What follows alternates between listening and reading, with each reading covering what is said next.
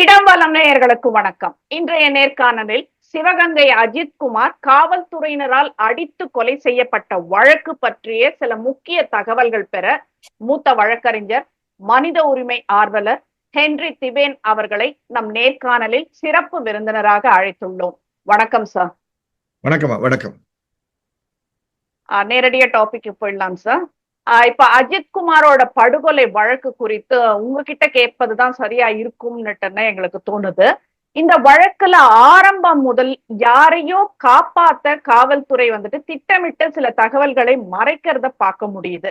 இப்ப இந்த எஃப்ஐஆர் முதல் தகவல் அறிக்கை பாக்குறப்ப கூட ஏதோ சினிமா ஸ்கிரிப்ட் எழுதுற மாதிரி திரைக்கதை எழுதுவது போல தகவல்கள் பதிவு பண்ணிருக்காங்க.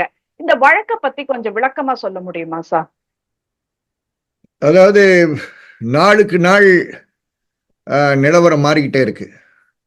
வழக்கு 27ஆம் தேதி எங்களுடைய கவனத்திற்கு வந்த பொழுது, 28ஆம் தேதின்னு சரியா சொல்லணும், வந்த பொழுது ஏதோ யதார்த்தமா யாரோ கோயிலுக்கு போனாங்க. ஒரு வயதான அம்மா போனாங்க. ஒரு 70 வயசு உள்ள ஒரு அம்மா வந்தாங்க. அவங்களால நடக்க முடியல. அவங்களுக்கு ஒரு வீல் சேர் ஏற்பாடு பண்ணுன்னு கொடுத்தாங்க. அவங்களோட அவங்க மகன் இருந்தாங்க. அவங்க மக ஒரு 40 வயசு ஒரு அம்மா, ஒரு ப்ரொஃபஸர்னு சொன்னாங்க. ஏதோ யதார்த்தமா இருக்கக்கூடிய சம்பவம் நினைத்தோம். இப்ப புகார்தாரர் சம்பந்தமாகவே இன்னைக்கு நிறைய கதைகள் வெளியே வந்துருச்சு. ஆரம்பத்திலே பிரச்சனை வந்துருச்சு. நேற்றைய தினம் நீதிமன்றத்தில் இருக்கும்போது எனக்கு தெரியாத விஷயங்கள்லாம் இன்னைக்கு தெரிய வருகிறது. இது பெருத்த சந்தேகங்கள் கொடுக்கக்கூடிய ஒரு வழக்கா மாறிக்கொண்டு இருக்கிறது என்பதை வருத்தத்துடன் பதிவு செய்கிறேன். இது ஒரு பெண் சார்ந்த இருக்கக்கூடிய ஒரு விஷயமாக இருக்கக்கூடிய காரணத்தினால் இதற்கு மேல் அதை பேசுவது நாகரிகமாக இருக்காது என்ற காரணத்தினால் நான் பேசாம விடுகிறேன். இல்ல, பெண் சார்ந்த அப்படின்றத விட ஒரு இறப்பு, ஒரு கொலை நடந்திருக்கு. நான் அந்த மனுதாரை பற்றி பேசுகிறேன். அவங்க தானே முதல்ல கம்ப்ளைண்ட் கொடுத்தவங்க, அவங்கள பத்தி பேசுறேன். எனக்கு நேற்று வரைக்கும் அவர்களுடைய கூற்றில் எனக்கு சந்தேகம் பெருசாக எழும்பவில்லை.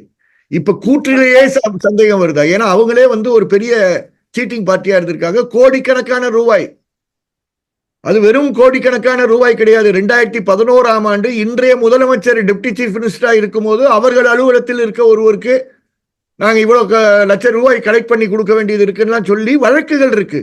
எஃப்ஐஆர் போடப்பட்டிருக்கு. அம்மா மேல போடப்பட்டிருக்கு, அவங்க அப்பா மேல போடப்பட்டிருக்கு, அவங்க மேல போடப்பட்டிருக்கு.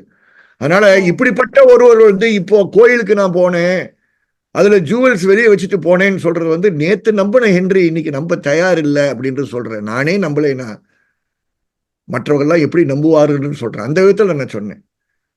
ரெண்டாவது, பெண்களை பற்றி பேசுவது சொன்னதுக்கு காரணம் அங்கதான் நான் அவமரியாதையே பேசக்கூடாதுன்னு சொன்னேன்.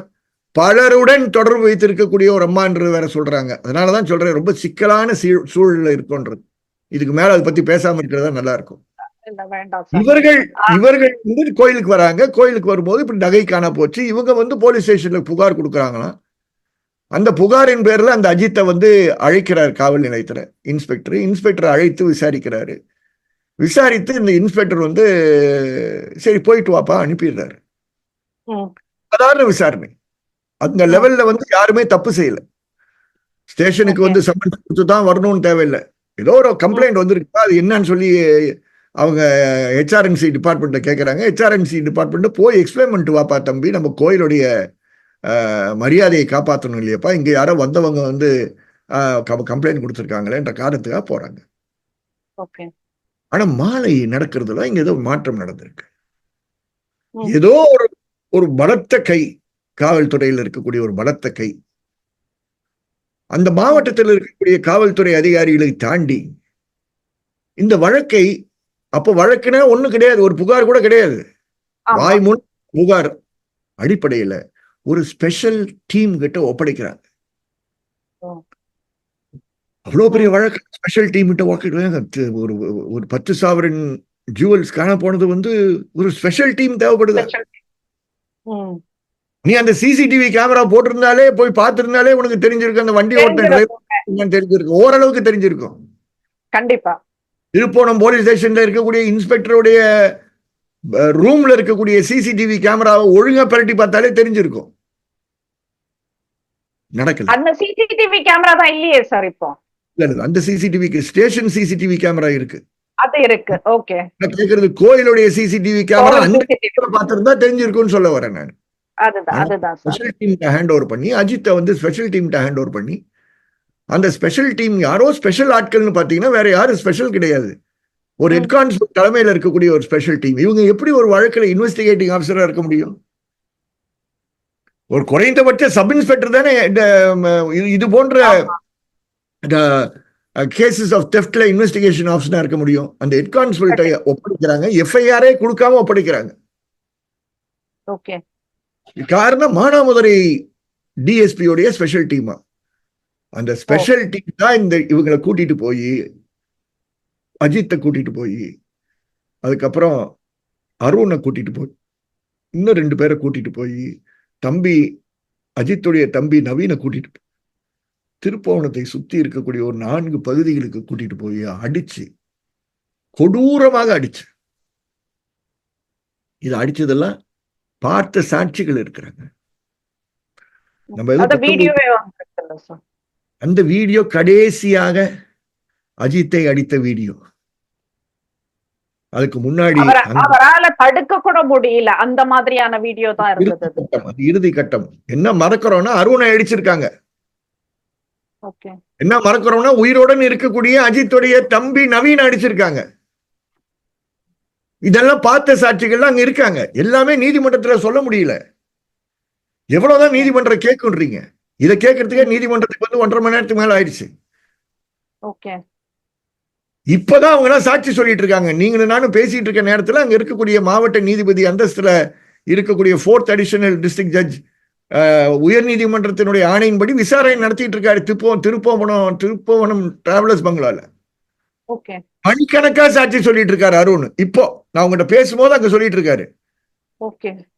அங்க எங்களுடைய வழக்கறிஞர்கள் உதவி செய்வதற்காக காத்துட்டு இருக்காங்க. இவ்வளோ வேலைகள், இவ்வளோ இடத்துக்கு கூட்டிட்டு போய் இறுதியாக வந்ததுதான் மடப்புறம் கோவிலுடைய பின்பகுதியில, ஏசி ஆபீஸ் பின்பகுதியில இருக்கக்கூடிய அந்த மாட்டுக்கொட்டை. கேட்ட கௌஷாலா. அந்த கௌஷாலால அடிக்கும் போதுதான் ஒண்ணுமே சொல்ல மாட்டான்ற காரணத்தினால, ஒண்ணுமே கிடைக்கல என்ற காரணத்தினால அங்கதான் போய் பொடி வாங்கிட்டு வராங்க. மிளகா பொடி வாங்கிட்டு வந்து அவன் கண்டியும் வாயிலும் தூக்கி போடுறாங்க. இதை அங்க பணி செய்கின்ற ஒரு பணியாளர் மனசாட்சிக்கு கட்டுப்பட்டு, இன்னைக்கு மனசாட்சிக்கு கட்டுப்பட்டு பேசுவதற்கு ஆட்களே வருவது கிடையாது. பாத்ரூம்ல அமர்ந்து, பாத்ரூம்ல இருக்கக்கூடிய கிரில் இருக்கு பாத்தீங்கன்னா, அந்த கிரில்ல இருக்கக்கூடிய ஓட்டையிட அதை எடுக்கிறார். நீங்க அந்த வெளியே வந்த வீடியோ பாத்தீங்கன்னாவே தெரியும். ஒரு ஓட்டைக்குள்ளாரதான் எல்லாம் வரும். அதை அங்க பாத்ரூம் எடுக்கிறதுக்கே பயந்து 30 செகண்டுக்கு மேல எடுக்கல. இதுதான் என்னுடைய மனுதாரர் கார்த்திக் ராஜாவிடம் அவர் ஒப்படைத்து, நாங்கள் அதை பாதுகாத்து பத்திரிகைக்கு கொடுக்காமல் வைத்து நீதிமன்றத்தில் மட்டும் கொடுக்கக்கூடிய ஒரு எவிடன்ஸாக பத்திரப்படுத்தி நீதிமன்றத்தில் கொடுத்தோம். இது போக அங்க அடி வாங்கின இடத்துல இருந்த பொருட்கள் எல்லாமே நீதிமன்றத்துல வந்து தஸ்தாவேஜுகளாக நாங்க கொடுத்தோம். அதுக்கப்புறம் கேட்கறதுக்கே கஷ்டமா இருக்கு சார். அதுக்கப்புறம் இறுதியா அவனை படுக்க போட்டு கால் ஆட்கள் நின்னுக்கிட்டாங்க, கையில ஆட்கள் நின்னுக்கிட்டாங்க, நெஞ்சில நடக்கிறாங்க, அடிக்கிறாங்க, பெரட்டி போட்டு அடிக்கிறாங்க, உடம்பு ஃபுல்லா காயங்கள். வேற வழியே இல்ல. அவர் யூரினேட் பண்றாரு, பிளட்ட மோஷன் பாஸ் பண்றாரு. அந்த கான்ஸ்டபிள்ஸ்க்கு இவ்வளவு சீரியஸான ஒரு நிலைன்னு கூட அவங்களுக்கு தெரியல. அதுக்கப்புறம் தான் மருத்துவமனைக்கு கொண்டு போக வேண்டிய ஒரு அவசியம் வருது. அதுக்குள்ளார இந்த கூட்டிட்டு போன டீம் இருக்கு பாத்தீங்களா, அருண், மற்றவங்க, நவீன், இவங்களெல்லாம் கொண்டு போய் கவுத்து பண்றாங்க. நீங்க போங்கப்பா, நாங்க அஜித்தை பாத்துக்கிறோம், நீங்க போங்கன்னு அனுப்பிட்டாங்க. சோ அவங்களும் இதை பார்க்கல. இந்த சித்திரவதையை அவங்க பார்க்கல. இந்த சித்திரவதையை பார்த்தது கோயில்ல இருக்கக்கூடியவர்கள் தான் பார்த்தாங்க. மற்ற இடங்கள் நடக்கிறதெல்லாம் அவங்க பாக்குறாங்க. அதுக்கப்புறம் கோயில் இருக்கு. இதில் இந்த வாகனமே ஒரு torture chamber, moving torture chamber. ஒரு போலீஸுக்கு மாடர்னைசேஷன்ல வாகனங்கள் கொடுக்குறாங்கன்னா நல்ல பர்பஸ்க்கு யூஸ் பண்ணணும். இன்னைக்கு டிஜிபி ஏடிஜிபி தேவாசீர்வாதம் ஒரு ஒரு ஒரு ஆர்டர் பாஸ் பண்றாரு, ஸ்டேஷன்ல பேப்பர் வாங்காதீங்க வர்ற புகார்தாரர்கிட்ட இருந்துன்றாரு. கேவலமா இல்ல ஒரு ஏடிஜிபி இது சொல்றதுக்கு?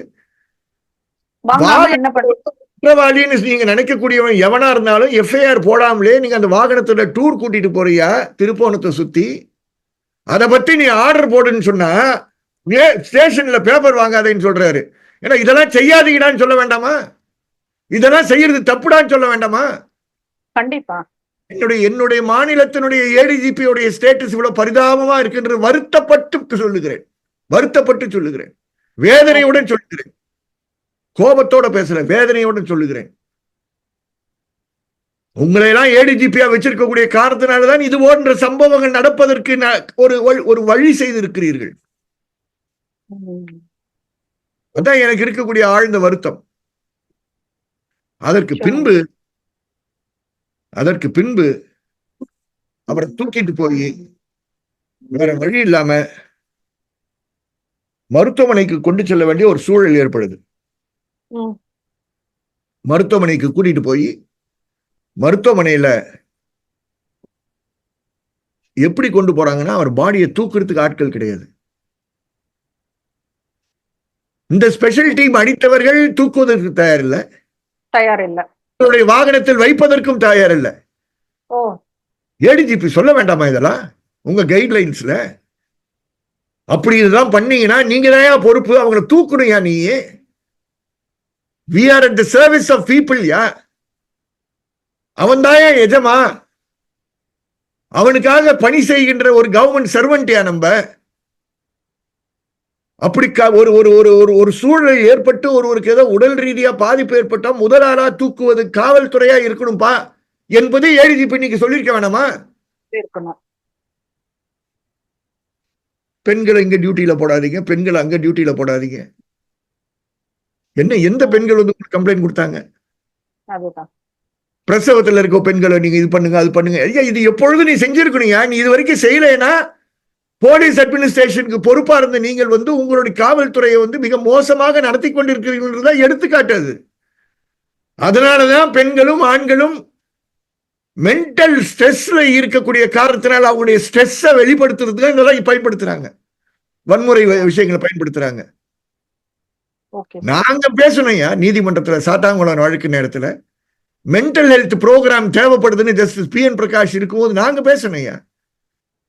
அதன் விளைவாக நிம்ஹான்ஸ்ல இருந்தும் டாக்டர் CRS வந்து உங்களுக்கு இருக்கக்கூடிய ஆயிரக்கணக்கான காவல்துறை அதிகாரிகளுக்கும் காவலர்களுக்கும் ப்ரோக்ராம்ஸ், ட்ரைனிங் ப்ரோக்ராம்ஸ் நடத்தினாங்களையா. அதோடைய விளைவு என்னாச்சு மிஸ்டர் தேவாசீர்வாதம்? அதுல கொடுத்திருக்கக்கூடிய ரிப்போர்ட் படி எத்தனை பேருக்கு மென்டல் சிக்னஸ் இருக்குன்னு ஐடென்டிஃபை பண்ணாங்க. அவர்களுக்கு எதிராக நீங்கள் என்ன நடவடிக்கை எடுத்தீர்கள்? அவர்களுக்கு ஓய்வு கொடுத்தீங்களா? அவர்களுக்கு ஸ்பெஷல் ட்ரீட்மெண்ட் கொடுத்தீங்களா? அப்படி நீங்க ட்ரீட்மெண்ட் கொடுக்காத காரணத்தினாலதான் பல்வீர் சிங் பணியில் இருந்து அந்த பல்ல புடுங்கினார். நான் பொறுப்புடன் மரியாதையுடன் இந்த நேரத்தில் சொல்றேன். கோர்ட் சில டைரக்ஷன்ஸ் கொடுன்னு சொன்னா இதே டைரக்ஷன்ஸ் கொடுக்கிறது தப்பா இல்லையா? அதெல்லாம் கண்டிப்பா தப்பு சார். இங்க வந்து அவங்க வாகனத்துல வைக்காம, அவங்க தூக்காம, அந்த டெம்பிளுடைய டிரைவர் கார்த்திக்கும் பூசாரியும் தூக்கி போற ஒரு ஆட்டோல தூக்கி வைக்கிறாங்க. அந்த ஆட்டோல போலீஸ் ஏறிட்டு போய் டாக்டர் பாஸ்கருடைய கிளினிக்கு கூட்டிட்டு போறாங்க. டாக்டர் பாஸ்கர் பார்த்த உடனே அவர் இறந்து போயிட்டாருன்னு தெரிஞ்சு எடுத்துக்க மாட்டேன்ட்டாரு. அப்போ அங்கேயே அடிச்ச இடத்துலயே இறந்துட்டு இருக்காரு அவரு. அப்படிதான் நம்ம எதிர்பார்க்கிறோம். இல்லாட்டி டாக்டர் பாஸ்கர் வந்து ஒரு நேர்மையான டாக்டரா கண்டிப்பா எடுத்திருப்பாரு. கவர்மெண்ட் ஹாஸ்பிட்டலை தாண்டி தான் டாக்டர் பாஸ்கருடைய கிளினிக் இருக்கு. ஏன் கவர்மெண்ட் ஹாஸ்பிட்டல் போல? எனக்கு தெரியாது, அவங்க தானே பதில் சொல்லணும். இல்ல நார்மலா இந்த மாதிரினா கவர்மெண்ட் ஹாஸ்பிட்டலுக்கு தானே சார் போகணும். என்ன எதிர்பார்த்திருப்பாங்கன்னா இவர் இறந்து போகல, ஏதாவது காப்பாத்திடலாம் போலகுது, தேத்திடலாம் போலகுதுன்னு நினைச்சிருப்பாங்க. கவர்மெண்ட் ஹாஸ்பிட்டல் போனா ரெக்கார்ட் ஆயிரும்னு நினைச்சாங்க. இறுதியா கவர்மெண்ட் ஹாஸ்பிட்டல் வராங்க. ஆனா கவர்மெண்ட் ஹாஸ்பிட்டல்ல சொன்ன பிற்பாடு அந்த பாடியையே அங்க வைக்காமல் அங்க என்ன ஃபார்மாலிட்டிஸ் ஃபாலோ பண்ணாங்கன்னு நம்மளுக்கு தெரியாது, வெளியே வரல. அதுக்கப்புறம் அந்த பாடியை மதுரைக்கு அனுப்புகிறார்கள். ம். இவர் இறந்துட்டாருன்னு தெரிஞ்ச உடனே அவங்க அம்மா ஸ்டேஷன் முன்னாடியே நிக்கிற அம்மா கிட்ட, தாய் கிட்ட இந்த தகவல் சொன்னாங்களா? குறைந்தபட்ச நாகரிகம். நாகரிகம். அந்த நாகரிகத்தை இன்னைக்கு ஏடிஜிபி பேசினாரா? காவலில் யாரோ இறந்து விட்டால் முதல்ல தாய்க்கு தகவல் குடியா. அதுதான். ரைட்டு தப்பலாம் அப்புறம் பேசிக்குவோம். யார் தகவல் குடியா? ஸ்டேஷன்லயே தாய் காத்துக்கிட்டு இருக்காங்க, மகன் அடுத்த மகன் காத்துக்கிட்டு இருக்கான், தம்பி காத்துக்கிட்டு இருக்கான். வீட்டுக்கு போய் ஒரு நாள் ஆச்சு. வீட்டை விட்டு போய் இரவு ஃபுல்லா அடிச்சிருக்கீங்க, டே ஃபுல்லா அடிச்சிருக்கீங்க. உண்மையை தேடுகின்ற பணியில் எஃப்ஐஆரே இல்லாமல் இந்த பணி ஆரம்பிச்சீங்க. நீதிமன்றத்தில் சொல்றீங்க 28ஆம் தேதி காலையில 10:30 மணிக்கு தான் எஃப்ஐஆர் போட்டீங்கன்னு. ஒரு எஃப்ஐஆரே இல்லாமல், ஒரு இன்வெஸ்டிகேஷன் ஆபீசரே இல்லாமல், ஒரு ஸ்பெஷல் டீம் வெறும் கம்புகளோடும் கட்டைகளோடும் மிளகாப்பொடி பாக்கெட்டோடும் ஒரு விசாரணை நடத்தியிருக்காங்க. எங்க புது பிஎன்எஸ்எஸ் ஒரு சட்டத்தை கொண்டிருக்காங்க. இவ்வளவு புதிய சட்டங்களை கொண்டிருக்காங்க. இந்த புதிய சட்டங்கள்ல சொல்றாங்க எலக்ட்ரானிக் மெத்தட்ஸ் வச்சிருக்காங்களாம். Electronic methods. ஓகே. எதுக்கு சார்? மிளகாப்பொடி தான் வச்சிருக்காங்க எங்க ஊர்ல. எலக்ட்ரானிக் எல்லாம் ஒண்ணும் கிடையாது. ஓகே. இந்த புது பிஎன்எஸ்எஸ்ல என்னென்னமோ சொல்றாங்க. இது எங்க இருக்குன்னு கேக்குறேன் நானு. மிளகாப்பொடி தானே இன்னும் யூஸ் பண்ணிட்டு இருக்கீங்க. அப்ப டிஜிபி என்ன சொல்லணும்? ஏடிஜிபி மிளகாப்பொடி எல்லாம் யூஸ் பண்ணாதீங்க, கம்பெல்லாம் யூஸ் பண்ணாதீங்க, அப்படிதானே சொல்லணும். அதானே டைரக்ஷன். கண்டிப்பா சார். அதை விட்டுட்டு பேப்பர் வாங்காதியா, சிஎஸ்ஆர் குடியா அப்படின்றாரு. இந்த அம்மா ஸ்டேஷன்ல காத்து காத்து காத்து பல மணி நேரங்கள் காத்து வேற வழி இல்லாமல் 12 மணிக்கு ஸ்டேஷன்ல இருக்க எஸ்பி அந்த அம்மாட்ட கூப்பிட்டு சொல்றாங்க என்ன நடந்தது. இறந்துட்டாரு. பையனுடைய பாடியை நாங்க ராஜாஜி மருத்துவமனை மதுரைக்கு அனுப்பிட்டோம். ஏன் அனுப்புனீங்க? என் பையனை முதல்ல நான் பார்க்க வேண்டாமா? ஆமா. நான் திருப்பவனம் போலீஸ் ஸ்டேஷன்லயே எனக்கு சாயந்தரம் 6 மணின்னு காத்துக்கிட்டே இருந்தேன். மணி 12 ஆச்சு. 12 மணிக்கு நீங்க சொல்றீங்களே திருப்பவனம் கவர்மெண்ட் ஹாஸ்பிட்டலுக்கு வந்தது பாடி. சொல்லியிருந்தா பையனை இங்கேயே பார்த்திருப்பேனே. காட்டல. ஒரு தாய்க்கு இறந்து போன மகனை பார்க்கக்கூடிய உரிமை கிடையாதா? காவல்துறைக்கு கட்டளை எல்லாம் கொடுக்கக்கூடிய மிஸ்டர் தேவாசீர்வாதம், உங்களை நான் கேட்கிறேன், மரியாதையுடன் கேட்கிறேன், இந்த சேனல் மூலமா கேட்கிறேன். இறந்த மகனை ஒரு தாய் பார்ப்பதற்கு உரிமை இல்லையா? உரிமை இல்லையா? போஸ்ட்மார்ட்டம் ஹால்ல தான் பார்க்கணுமா? மாச்சொரியில தான் பார்க்கணுமா? தாய்க்கு எப்படி இருந்திருக்கும் சார் அது? அந்த வலி நினைச்சு பாருங்க. அந்த வலிய தமிழகத்தில் இருக்கக்கூடிய மக்கள் அந்த வலியை புரிந்து கொண்டு அரசை நிர்பந்தம் செய்ய வேண்டும். எங்களுக்கு ஒரு சித்திரவதைக்கு எதிரான ஒரு சட்டத்தை கொண்டு வாருங்கள் என்று கேட்க வேண்டும். கண்டிப்பா சார். ஏன்னா இன்னைக்கு அஜித் குமார், நாளைக்கு நம்ம வீட்டு பசங்க இருக்கலாம். அந்த பயம் எல்லாருக்குமே இருக்கு. இன்னைக்கு சொன்னோம் ஜெயராஜ் பெனிக்ஸ் இனிமேல் யாரும் கிடையாதுன்னு. ஜெயராஜ் பெனிக்ஸுக்கு அப்புறம் 30 பேர் ஆயிடுச்சு. இப்போ இது 31. கண்டிப்பா கண்டிப்பா சார். நாங்கள் ஆகவே கோபத்துடன் பேசவில்லை, ஆதங்கத்துடன் பேசுகிறோம். ஆதங்கம் புரியுது சார். அந்த ஆதங்கம் யாருன்னா இந்த 30 குடும்பங்களை சார்ந்தவர்கள் சார்பாக பேசுகிறோம். கண்டிப்பா சார். பல்வீர் சிங் நாளைக்கு காலையில கோர்ட்ல திருநெல்வேலியில பல்வீர் சிங் நிக்க போறாரு. அந்த வழக்கை நடத்திக்கிட்டு இருக்கோம். இன்னும் நடத்திக்கிட்டு இருக்கோம். Okay sir. நீதியாக நடந்துகிட்டு இருக்கு. ஆனா அந்த பல்வீர் சிங் ஐபிஎஸ் ஆபீசர் காரணத்தினால நீங்க அவரை கைது செய்யல. ஏன்னா உங்க உங்க உங்க உங்க போலீஸ் துறையில ஜாதிய பாகுபாடு இருக்கு. Sorry for using this term. IPS officers என்ற ஒரு சாதி இருக்கு, ஐபிஎஸ் ஆபீசர்ஸ் அல்லாதவர்கள் என்ற ஒரு சாதி உண்டு. ஐபிஎஸ் ஆபீசரா இருக்கக்கூடிய பல்வீர் சிங்கை நீங்கள் கைது செய்ய மாட்டீர்கள். அவரை சஸ்பெண்ட் பண்ணுவீங்க, ரிவோக் பண்ணுவீங்க, பதவி கொடுப்பீங்க, நீதிமன்றத்தில் போய் கேஸை பார்த்துக்கோன்னு சொல்லுவீங்க. ஏன்னா ஐபிஎஸ் ஆபீசர்ஸ் அசோசியேஷன் அவருக்காக பேசுவார்கள். போலீஸ் காவலில் இருக்கக்கூடிய சூத்ராஸ் இருக்காங்க பாருங்க, அவங்களுக்காக பேசுவதற்கு அசோசியேஷன் கிடையாது, பிரதிநிதிகள் கிடையாது. ஏன்னா அவங்க கிடையாது. சங்கம் கூடாதுன்னு சொல்லுவீங்க. இதெல்லாம் நியாயமா? இதெல்லாம் நீதியா? அதனாலதான் ஏன் நீங்க அரெஸ்ட் பண்ண அந்த 6 பேர், அந்த 6 கான்ஸ்டபிளுடைய குடும்பத்தார் போராடுகிறார்கள். கண்டிப்பா சார், கண்டிப்பா சார். இல்ல போராடலாம், அவங்க மறந்து நீங்க எங்க ஜெயிலுக்கு போனதுக்கே காவல்துறையில அவ்வளவு போராடுறாங்க. எல்லாம் யுனைடெடா இருக்குன்னு சொல்றீங்கல்ல, அது யுனைடெட் கிடையாது, ஆர்டிபிஷியல் யூனிட்டி. ஓகே, ஏன்னா நீங்க நடத்தும் போதே ஐபிஎஸ் ஒரு மாதிரி நடத்துறீங்க, நான் ஐபிஎஸ் ஒரு மாதிரி நடத்துறீங்க என்ற குற்றச்சாட்டு உங்கள் மேல் வைக்கப்படுகிறது. ஓகே, தைரியம் ஓகே, இருந்தா வந்து விவாதம் செய்யுங்க. Okay sir. ஒரு சந்தேகம் இருக்கு சார். இப்ப நீதிமன்றத்துல வந்துட்டு அஜித்குமார் குடும்பத்தினர் தரப்புல ஆஜராயிருக்கீங்க. அவங்க குடும்பத்தினர் கிட்ட வந்துட்டு 50 லட்சம் வரை அஜித்குமார் பேரம் குடும்பத்துக்காக அஜித்குமார் குடும்பத்துக்காக ஆஜராகிற மகிழ்ச்சி இருந்திருக்கும். ஆனா அஜித்குமார் குடும்பத்திற்காக ஆஜராக நான் முடியவில்லை. அஜித்குமார் குடும்பத்திற்காக காவல் நிலையத்தில் அன்னைக்கு 12 மணின்னு சொன்னேன்ல, 2 மணிக்கு கம்ப்ளைண்ட் எழுதி கொடுத்த வழக்கறிஞர் கார்த்திக் ராஜாக்காக அப்பேர் ஆயிருக்கேன். ஏன்னா அது வரைக்கும் கார்த்திக் ராஜா வந்து குடும்பத்துக்காக ஆஜராயிட்டு இருந்தாரு. அடுத்த நாள் காலையில அவர் நைட்டு 2 மணிக்கு கம்ப்ளைண்ட் கொடுக்கிறாரு. ஓகே. இப்ப இதுல வந்துட்டு அவங்க குடும்பத்தினர் கிட்ட வந்துட்டு ஒரு 50 லட்சம் பேரம் பேசப்பட்டிருப்பதா சொல்லியிருக்கீங்க சார். பேரத்துக்கு முன்னாடி 2 மணிக்கு நைட்ல கம்ப்ளைண்ட் கொடுக்கிறாரு. அடித்தவர்கள் யார், கொலை செய்தது யார், இவர்களுக்கு எதிராக கொலை வழக்கு பதிவு செய்யும் சொல்லி அந்த அம்மா இருக்காங்களா, அஜித்குமாரோடைய அம்மா புகார் 2 மணிக்கு நைட்டு கொடுக்குறாங்க. இந்த நிமிஷத்துக்கு வரைக்கும் அதுக்கு அக்னாலஜ்மெண்ட் கிடையாது.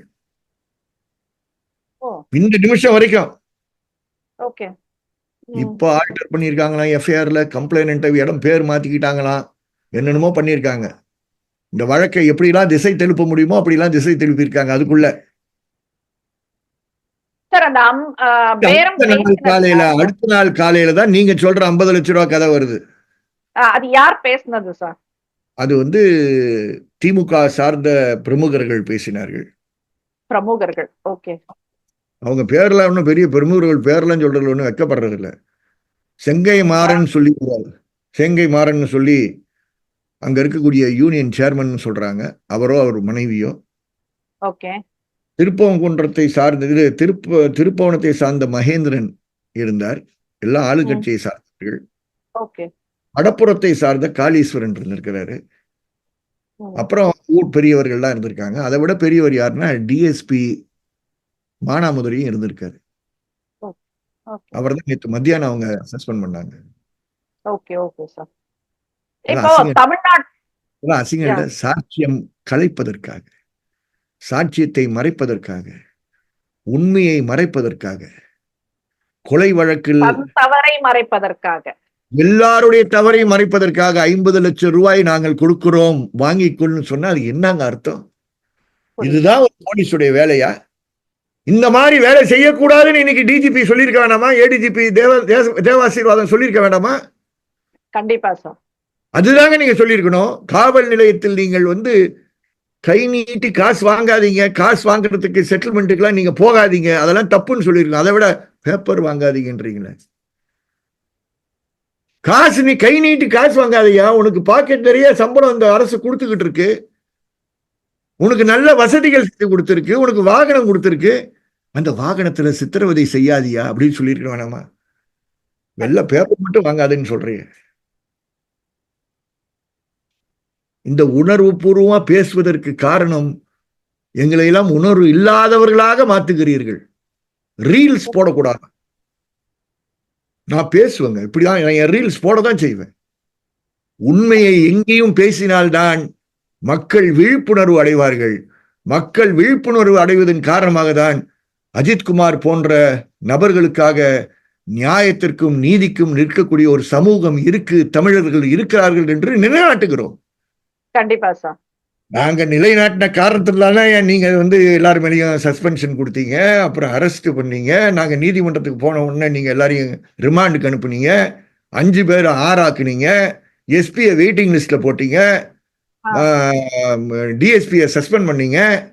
அப்புறம் என்ன நாங்க கேட்டோம்ல, ஏடிஎஸ்பி ஏன் சுத்திட்டு இருக்கு? இப்போ உட்காந்துட்டு இருக்காரு ஏடிஎஸ்பி திருப்பவனத்துல சுகுமார். எல்லாம் சாட்சி கலைச்சவங்க.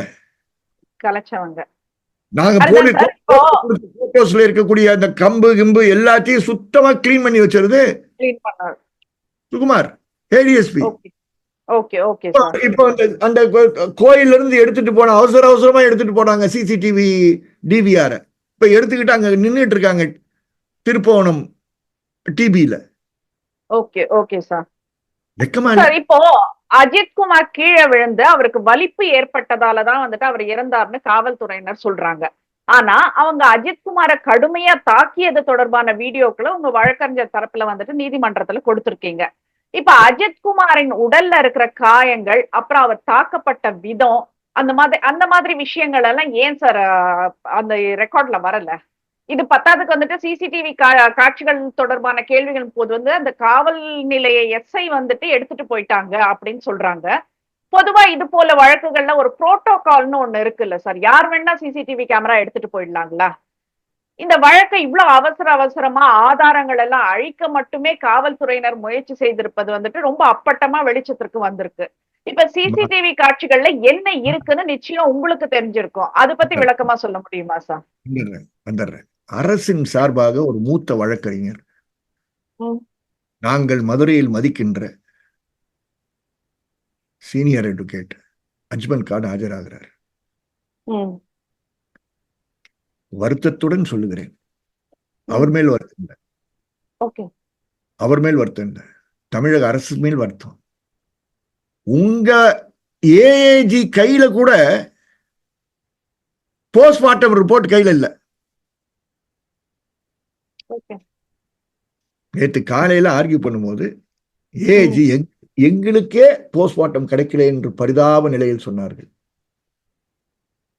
அதை வாங்கணும்னு கூட உங்க போலீஸ்க்கு தெரியாதா? இல்ல அது கொடுக்கணும்னு கூட டீனுக்கு தெரியாதா? அதுக்கு பெறுகின்ற ஒரு வழி கூட யாருக்கும் கிடையாதா? நான் அதுக்கப்புறம் சந்தோஷ் வழக்கு தீர்ப்பை நீதிமன்றத்தில் கொடுத்து காட்டி பாதிக்கப்பட்ட குடும்பத்திற்கு ஒரு நகல் கொடுக்க வேண்டும் என்று சொன்ன பிற்பாடு டீனுக்கு சமன் டீனை வர சொல்லி ஒரு ஆணை போட்டு டீன் ஒரு கவர்ல கொடுக்கிறார். அப்படியாச்சும் குறைந்தபட்சம் வழக்குல ஆஜராகக்கூடிய வழக்கறிஞர்களுக்கு ஒரு காப்பி கொடுப்போமா? கொடுக்க மாட்டோம். கொடுக்கணும். இந்த நிமிஷம் வரைக்கும் எனக்கு கையில இல்லைங்க போஸ்ட்மார்ட்டம் சர்டிபிகேட். என்னுடைய மனுதார் போஸ்ட்மார்ட்டம் நடக்கும் போது உள்ளே இருந்தார் குடும்பத்தின் சார்பாக. ஆனா இந்த நிமிஷத்துக்கு வரைக்கும் அவர் கையில கொடுக்கல. போஸ்ட்மார்ட்டத்துல என்ன இருக்குன்றது எங்களுக்கு தெரியாது. அதனால தெரிஞ்ச மாதிரி நீதிமன்றம் சொன்ன விஷயங்கள்ல இருந்து 44 காயங்கள் எங்களுக்கு தெரியும்.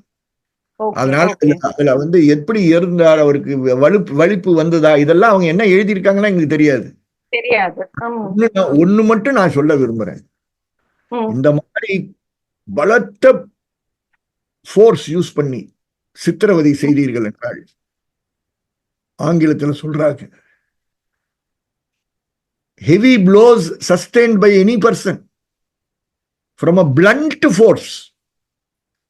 ஒரு கம்பு blunt force, muscle surface can lead to traumatic rhabdomyolysis என்ற ஒரு ஸ்டேட்டுக்கு வரும். அதான் டெக்னிக்கல் பேரு, traumatic rhabdomyolysis.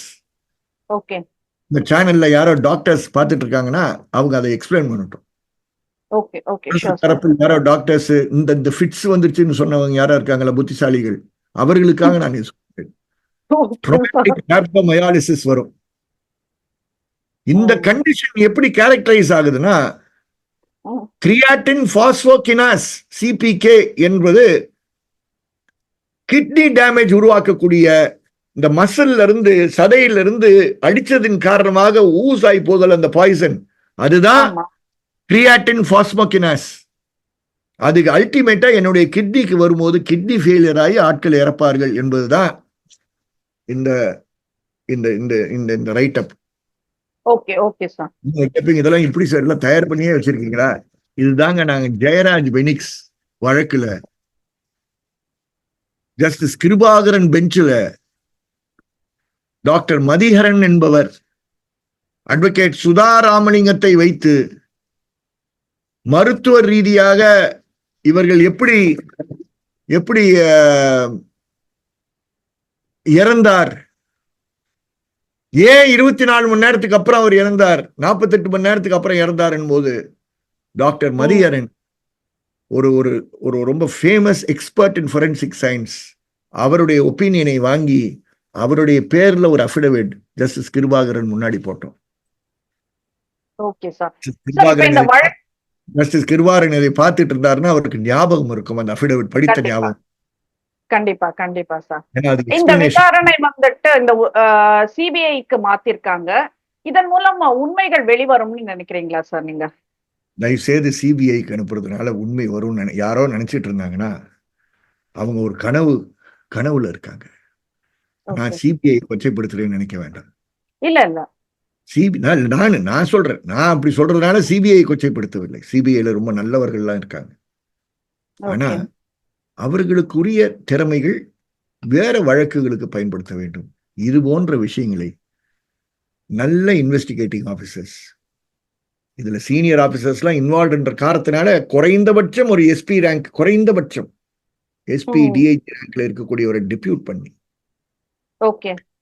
தமிழகத்துல இன்னும் நேர்மையா இருக்கக்கூடிய, இன்னும் காசு பணம் வாங்காத, இன்னும் அரசியல் தலைவர்களை நம்பி மட்டும் பொழப்பு நடத்தாத, எந்த ஆட்சி வந்தாலும் கான்ஸ்டிடியூஷன் படிதான் நான் நிற்பேன் என்ற சபதத்துடன் இருக்கக்கூடிய நேர்மையான காவல்துறை அதிகாரிகள் பலர் இருக்கிறாங்க. அவர்களுக்கு நான் இந்த நேரத்தில் சல்யூட் பண்றேன். அவர்களையும் அவர்களுடைய குடும்பத்தையும் சல்யூட் பண்றேன். ஏன்னா காசு வாங்குறவங்களுக்கு எல்லாம் குடும்பம் ரொம்ப மரியாதை கொடுக்கும். காசு வாங்குறவங்களுடைய குடும்பம் இருக்கு பாருங்க, அந்த குடும்பத்தையே நம்ம நன்றி சொல்லணும். நேர்மையாக அவங்க வாழ்வதன் காரணம். அப்படி காவலர்கள் இருக்காங்களா? கான்ஸ்டபிள்ஸ் இருக்காங்க, ஹெட் கான்ஸ்டபிள்ஸ் இருக்காங்க, சப் இன்ஸ்பெக்டர்ஸ் இருக்காங்க, இன்ஸ்பெக்டர்ஸ் இருக்காங்க, டிஎஸ்பிஸ் இருக்காங்க, எஸ்பிஸ் இருக்காங்க, ஏடிஎஸ்பிஸ் இருக்காங்க, ஐஜிஎஸ் இருக்காங்க, டிஜிபிஸ் இருக்காங்க. தப்பு செய்தவர்கள் பேர் தான் நமக்கு தெரியும். ஜெயராம் ஒரு ஆள் தெரியும். என்ன போஸ்ட்னு கேட்டா ஏடிஜிபின்றாங்க. உச்ச நீதிமன்றம் அவருக்கு நன்றி, அவர் பக்கம் நின்று இருக்கலாம். ஆனா சமூகம் இல்லை, சமூகம் அதை உள்வாங்கவில்லை. இந்த மாதிரி நேர்மையான காவல்துறை அதிகாரிகள் இருக்கிறார்கள், அவரிடம் ஒப்படைன்னு தான் நாங்க சொல்றோம். கண்டிப்பா சார், கண்டிப்பா சார். உங்கள்ட்ட பேசிட்டு இருந்தாக்கா நிறைய விஷயங்கள் வருது சார். நிறைய என்ன சொல்றது, உங்களோட இன்புட்ஸே வந்துட்டு நிறைய இருக்கு. பட் நமக்கு வந்துட்டு நீங்களும் வந்துட்டு ரொம்ப லேட்டா தான் வந்து இப்ப இன்டர்வியூ கொடுத்துருக்கீங்க. உங்களுக்கும் ஓய்வு தேவை. இன்னைக்கெல்லாம் காலையில இருந்து ரொம்ப கஷ்டப்பட்டிருக்கீங்க. எங்களை பொறுத்த வரைக்கும் அஜித் குமார் அவங்க குடும்பத்தினருக்கு நியாயம் கிடைக்கணும்ன்றதுதான் சார் சொல்றேன். அஜித் குமார் சார்பாக அஜித் குமார் சட்டத்தை தமிழக அரசு கொண்டு வர சொல்லுங்க. அஜித் குமார் சட்டம் என்று சித்திரவதைக்கு எதிரான ஒரு சட்டத்தை கொண்டு வர சொல்லுங்கள். எப்படி நிர்பயா சட்டம் கூறினார்களோ அதே போல் அஜித் குமார் சட்டம் என்று தமிழகத்தில் கொண்டு வர சொல்லுங்கள். நாங்கள் சமூக நீதி அரசு என்றால் சமூக நீதி அரசு, சித்திரவதைக்கு எதிரான அஜித் குமார் பேர்லயே ஒரு சட்டத்தை கொண்டு வாங்க. அப்போதான் சித்திரவதை தடுக்கப்படும். தேவாசீர்வாதம், இதை உங்களுடைய துறையினுடைய தலைவர் மாண்புமிகு முதலமைச்சருடைய கவனத்திற்கு நீங்கள் கொண்டு செல்லுங்கள். பேப்பர் வாங்காதீங்க போலீஸ் ஸ்டேஷன்ல, சிஎஸ்ஆர் போடுங்க உங்க போலீஸ் ஸ்டேஷன் கேட்கிற ஸ்டேஜ் எல்லாம் தாண்டி போயிட்டோங்க. நன்றி. ஓகே சார், நன்றி சார். இவ்வளவு நேரம் இடம்பலம் நேயர்களுக்கு உங்கள் நேரத்தை கொடுத்தமைக்கு மிக்க நன்றி சார். தேங்க்யூ.